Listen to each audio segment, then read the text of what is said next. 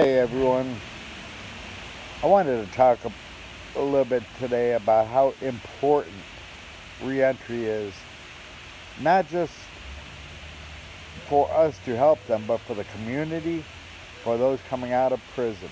If we help these people find housing, employment, and that needs to be stable, or at least a halfway house at first upon the release, instead of releasing these folks totally homeless, which the ODRC in Ohio has been doing to those that max out their sentences. But if we help these folks with that, it's doing the community a just, because these folks would not reoffend. I should say it this way: most will not reoffend if they're helped upon their release and once they get out. Um, we will be collecting personal hygiene items at our conference on the 25th, which is next Saturday, at the Church Triumphant 1001 Vera Place. We'll also be collecting stamps for Beverly Seymour, who's working on our proposal to reform the parole process. She's responding to all the inmates that sent in a questionnaire that she sent out to them, and then she responds back to them.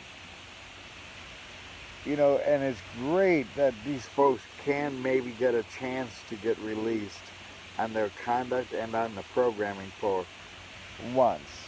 There was a pro board member the other day that went to Allen Correctional that said, I don't care what you guys do, I don't care what programs you take, you guys are at the mercy of the pro board. So in other words, he already has his mind made up that none of the programs make any difference to him. So really, why should the inmates take it? Well, the inmates need to take the programs to better themselves. And when they better themselves through the programming and have a good stay-out plan, with if it's a guy coming out of prison, it should be 5 men on his support team, including his parents, as long as they're not a using addict. And same with women, but it should be 5 women on their support team. But it's really exciting to extend our hand to help those in need. Steve Fletcher with Matthew 25 and 35 Ministries is doing a great job helping the homeless, along with Sean and them, because the homeless, there's quite a few of them that is returning citizens or those that came out of prison. And we need to all work together and work on their success by helping them in their time of need when they get released. I take it from experience. I did many years in prison, and it takes at least a year for you to adjust to society when you get out, because your mind is still on the inside of prison because you spend so many years there. So it takes time to adjust and time to change. Our thinking a little bit. That's why I really encourage the support team that the men or women can call any time of day or night. A pastor, I really believe, should be on there, or a person of faith, whatever their religion is. And the employment, it's out there. You may not get the highest paying job at the beginning, but you can work and look for other work as well, and then or you may get promoted up at where you're at. So I'm speaking from the Columbus area. Columbus is one of the highest places where people are coming to because of the housing as well as the employment. But then we are looking for a van to be donated to us so we could transport these folks around to look for employment. And as well as take them to their job until they start earning some money or get paid, that they can either take a bus or chip in for gas, and we could continue to take them. But this is really so important. We need the churches behind us. We need, like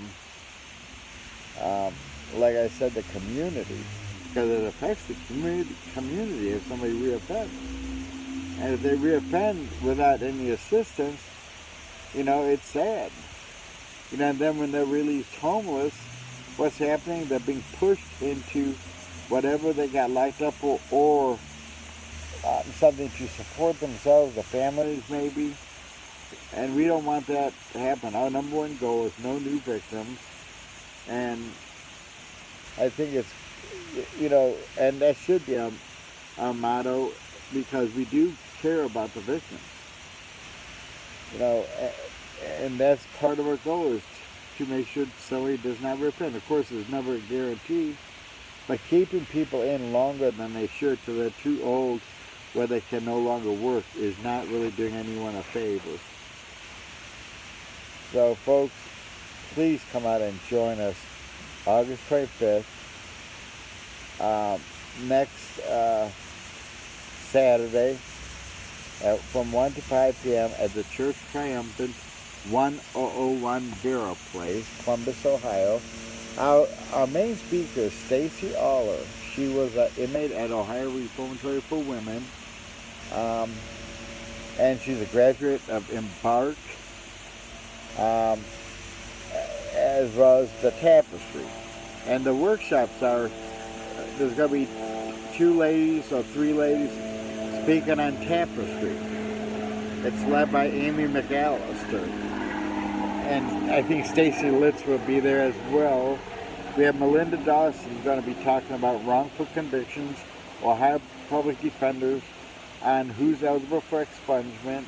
Michelle Schummel on advocating for the family. Lewis Krause, the former parole officer, as well as speak. Judge Vandekar will be here speaking.